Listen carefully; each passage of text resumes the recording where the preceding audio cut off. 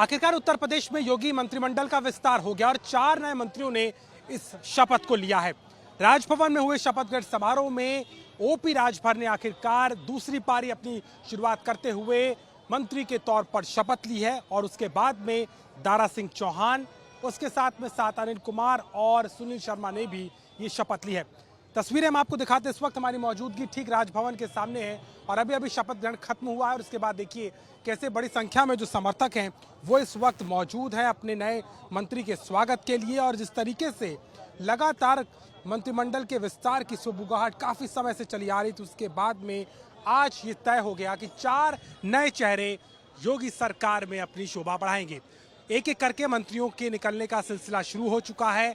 उत्तर प्रदेश की राज्यपाल महोदया आनंदीबेन पटेल ने इन चारों मंत्रियों को मंत्रिमंडल पद की शपथ दिलाई है और इसके साथ ही साथ मुख्यमंत्री योगी आदित्यनाथ ने भी सभी मंत्रियों को बधाई दी है। उन्होंने कहा कि आज मंत्रिमंडल पद में शपथ लेने वाले सभी साथियों को हार्दिक बधाई देते हैं।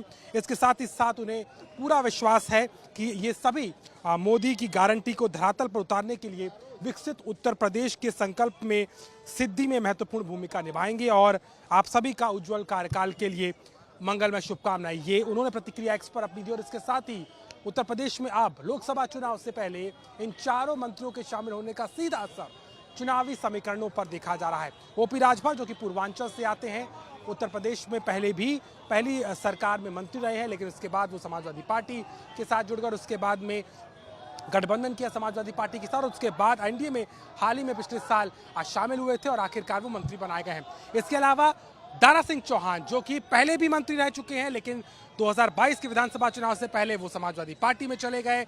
उन्होंने घोसी गए चुनाव में जिस तरीके से जीत दर्ज की, लेकिन उसके बाद में इस्तीफा दिया।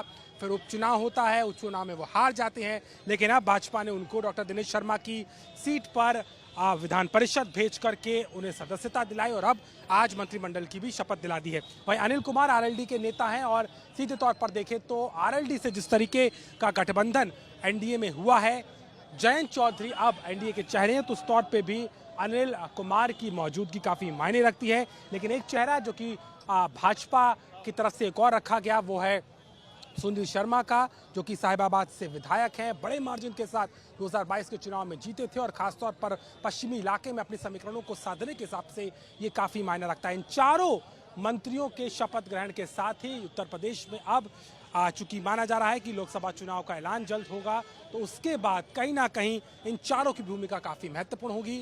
राजभर जिस तरीके से पूर्वांचल में बखत रखते हैं, उसके अलावा बात की जाए दारा सिंह चौहान वोट पर काफ़ी उनका नियंत्रण है और ख़ास तौर पर पूर्वांचल में कठिन सीटों में कहीं ना कहीं बीजेपी को उनसे एक कहीं ना कहीं उम्मीद है कि वो इस बार ज़रूर अपना असर दिखाएंगे।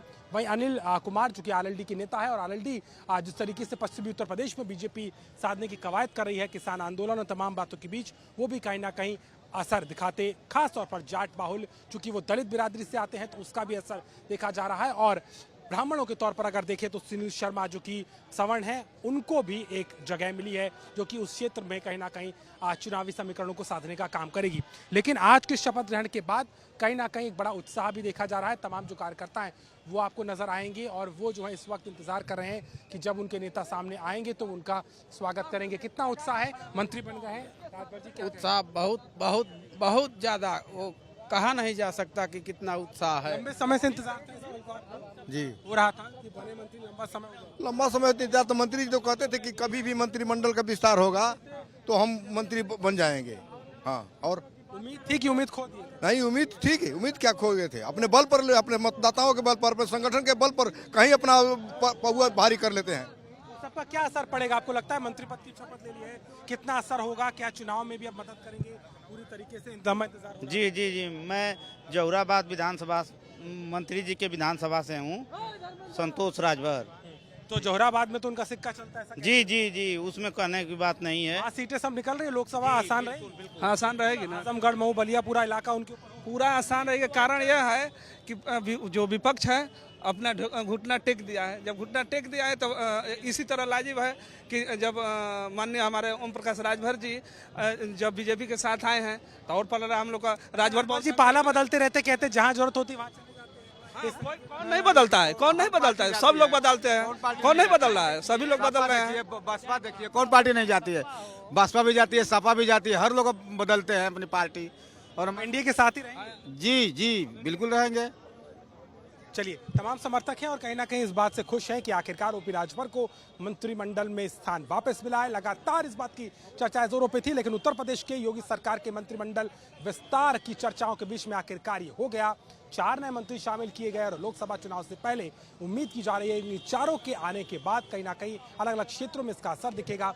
हालांकि बड़े तौर पर देखें तो बीजेपी में इसकी तैयारी पहले से हो रही थी, लेकिन समय और स्थितियां अनुकूल ना होने के चलते इसमें देरी हो रही थी। लेकिन आखिरकार योगी सरकार के मंत्रियों की संख्या 52 से 56 हो गई और अब मंत्रिमंडल विस्तार के 4 नए चेहरे योगी कैबिनेट की शोभा बढ़ाते नजर आएंगे। लखनऊ से कैमरामैन गौरव के साथ अभिषेक मिश्रा, आज तक।